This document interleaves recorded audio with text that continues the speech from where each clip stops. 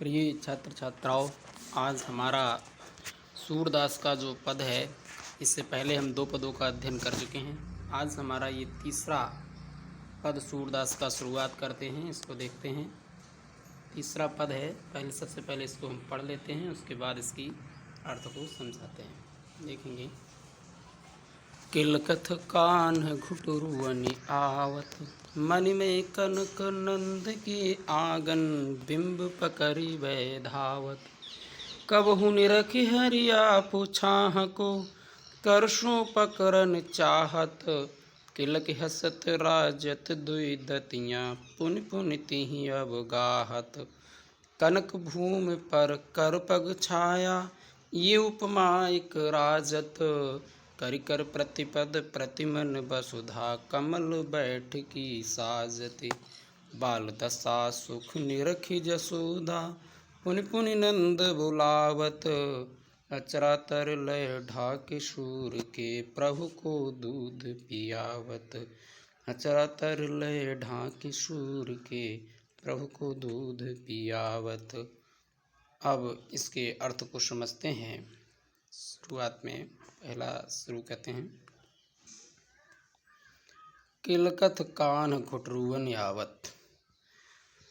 सूरदास जी कहते हैं कि भगवान श्री कृष्ण जो बाल रूप में है, वो नंद बाबा के आंगन में घुटनों के बल आ रहे हैं। मणिमय कनक नंद के आंगन, बिंब पकड़ी वै धावत। मणिमय, मणि कहते हैं मणियों से युक्त, कनक माने होता है सोने के। नंद बाबा के सोने के आंगन में जो मणियों से जड़ा हुआ है, उस पर पड़ने वाली अपने बिंब कहते हैं परछाई के लिए, अपनी परछाई को पकड़ने के लिए भगवान श्री कृष्ण उस आंगन में दौड़ रहे हैं। और कबहु निरखि हरि आप छाह को, कबहु यानी कभी कभी, तो निरख माने देख करके, हरि भगवान श्री कृष्ण आप छाह को, अपनी ही परछाई को, करसो पकड़न चाहत, हाथों से पकड़ना चाहते हैं। और किलक हसत राजत दुई दतियाँ, पुनि पुनि तिहि अवगाहत। किलक हसत राजत दुई दतियाँ, पुनि पुनि तिहि अवगाहत। यानी कभी तो किलकारी मार कर जब इन परछाई को पकड़ने का प्रयास करते हैं, और जब उनकी परछाई उनके हाथ में नहीं आती है, तो उस समय वो किलकारी मार कर हंसते हैं। तो राजत माने सुशोभित होती हैं दुई दतियाँ, यानी छोटे छोटे 2 दांत। जब बच्चा छोटा होता है तो उसके शुरुआत में 2 ही दांत उगते हैं, तो जब वो किलकारी मार करके हंसते हैं तो उनके 2 छोटे छोटे दांत सुशोभित होते हैं। पुनि पुनि तिहि अवगाहत, बार बार वो ऐसा दोहरा रहे हैं, बार बार ऐसा कर रहे हैं। कनक भूमि पर करपग छाया, ये उपमा एक राजत। कनक भूमि की छाया पड़ती है, ये उपमा एक राजत, इसकी तुलना किसी से नहीं की जा सकती, ये एक अलग ही इसकी उपमा बन रही है। और करिकर प्रतिमन प्रतिपद वसुधा, कमल बैठ की साजत। करिकर प्रतिपद यानी उनके प्रत्येक हाथ और प्रत्येक पैर की जो परछाई है, जब वो वसुधा यानी पृथ्वी पर बनी हुई प्रत्येक मणि पर पड़ती है, तो ऐसा लगता है जैसे कि मानो पृथ्वी ने कमल बैठ की साजत, श्री कृष्ण के बैठने के लिए कमल के आसन को सजा दिया हो। बाल दशा सुख निरखि जसोदा, पुनि पुनि तिहि अवगाहत। श्री कृष्ण के बाल दशा यानी बचपन की ऐसी स्थिति को, श्री कृष्ण के बचपन की ऐसी स्थिति को निरख माने देख करके यशोदा माता पुनि पुनि नंद बुलावत, बार बार नंद बाबा को बुला रही हैं। और जब नंद बाबा आते हैं तो कहीं श्री कृष्ण को नज़र ना लग जाए, इसलिए अचरा तरलय ढाक, अचरा कहते हैं अपनी साड़ी के पल्लू से, उन्होंने साड़ी के पल्लू से श्री कृष्ण को ढाक लिया है। और सूर्य के प्रभु को दूध पिलावत, कहती हैं कि सूरदास जी कह रहे हैं कि उन्होंने नंद बाबा के आने पर श्री कृष्ण को अपनी साड़ी के पल्लू से ढक लिया है, और उनके प्रभु श्री कृष्ण को दूध पियाने लगती हैं। इस प्रकार से इसकी व्याख्या रही है। और इसमें एक चीज़ और समझते हैं। कबहु निरखि हरि आप छाह को, करसो पकड़न चाहत, इससे ऊपर वाली जो लाइन है, मणिमय कनक नंद के आंगन, इस लाइन में हमारा अतिशयोक्ति अलंकार का भी प्रयोग हुआ है। तो इसको इस तरह से समझते हैं। और इसके आगे हमारा एक और पद है, इसको भी पढ़ लेते हैं। जब भगवान श्री कृष्ण के बड़े भाई जो बलराम होते हैं वो अपने सभी ग्वाल बाल मित्रों के साथ गायों को चराने ले जाते हैं। तो श्री कृष्ण भी कहते हैं कि मैं भी अपनी गायों को चराने जाऊंगा। तो जिद करते हैं, माता यशोदा मना करती हैं कि तुम गायों को चराने नहीं जा पाओगे, लेकिन वो फिर भी जाते हैं। उनके मना करने पर भी वो नहीं मानते हैं। तो इसमें श्री कृष्ण कहते हैं कि मैं अपनी सब गाय चरई हूँ, प्रात हो तो बल के संग जई हूँ, तेरे कहे न रही हूँ। ग्वाल बाल गायन के भीतर नय कहूँ डर नहीं लागत, आज न शोभो नंद दुआही, रैन रहूँगो जागत।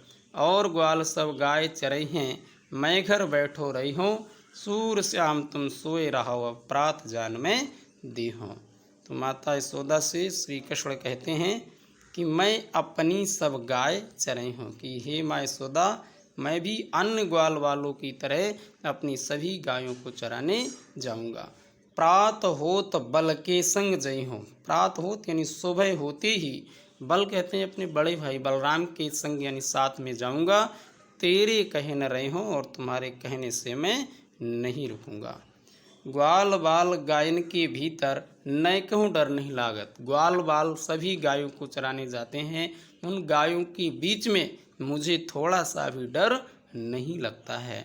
आज न सोबो नंद दुआही, रैन रहूँगो जागत। श्री कृष्ण कहते हैं कि आज मैं सोऊंगा नहीं, नंद बाबा की सौगंध खा करके कहता हूँ कि मैं आज सोऊंगा नहीं, रैन रहूँगो जागत, पूरी रात में जागता ही रहूँगा। और गाय और ग्वाल सब गाय चरई हैं, मैं घर बैठो रही हूँ। कहते हैं कि और सभी ग्वाल बाल अपनी गायों को चराने जाएंगे और मैं केवल घर में ही बैठा रहूँ, ऐसा कैसे हो सकता है। सूर श्याम तुम सोए रहो, अब प्रात जान में दी हूँ। माता यशोदा ने कहा कि हे श्री कृष्ण, अब तुम सो जाओ, प्रातः काल होते ही मैं तुम्हें गाय चराने के लिए जाने की अनुमति दे दूंगी।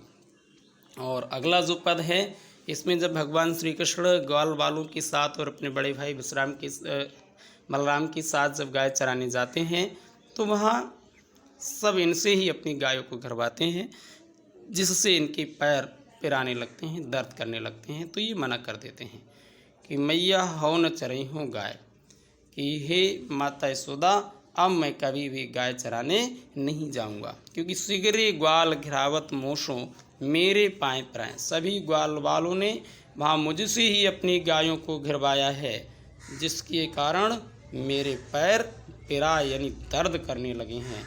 जो न पत्याहि पूछ बल दाहु, जो माने यदि, ना पत्याहि माने विश्वास, यदि तुम्हें विश्वास ना हो तो पूछ बल दाहु, तो बलराम भैया से पूछ लो, अपनी सौंह देवाय, अपनी सौगंध दे करके बलराम भैया से पूछ लो।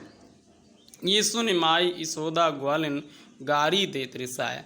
जब माता यशोदा ने ऐसा सुना तो माता यशोदा सभी ग्वाल वालों को रिसाए कहते हैं, क्रोधित होकर, नाराज होकर या गुस्से में आकर के सभी को गालियां देने लगी और कहती हैं, मैं पठवती अपने लड़का को आवे मन बहराए, मैं तो अपने लड़के को इसलिए भेजती हूँ, पठोत माने भेजना, भेजती हूँ, आवे मन बहराए, कि ग्वाल वालों के साथ उसका भी मन बहल जाए। सूर श्याम मेरो अति बालक, मारत ताय रिंगाए। सूरदास जी कह रहे हैं कि माता यशोदा उन्हें गाली देते हुए कहती हैं कि मेरा श्याम, मेरा श्री कृष्ण अभी अति बालक है, अभी बहुत ही छोटा बच्चा है। मारत ताय रिंगाए, मारत माने परेशान करना, रिंगाए माने होता है भगा भगा कर, उसे भगा भगा करके वहाँ परेशान कर रहे हैं। मैं तो उसे इसलिए भेजती हूँ ताकि वो ग्वाल वालों के साथ जाएंगे और उसका मन वहाँ बहलता रहेगा। आशा है कि इस प्रकार से ये तीनों पदों को हमने पढ़ा, और इससे पहले की वीडियो में हमने 2 पढ़े हैं और यही हम 3, 4 और 5 को हमने आज पढ़ा है। इस प्रकार से इनका अध्ययन करेंगे, निश्चित रूप से आपको ये समझ में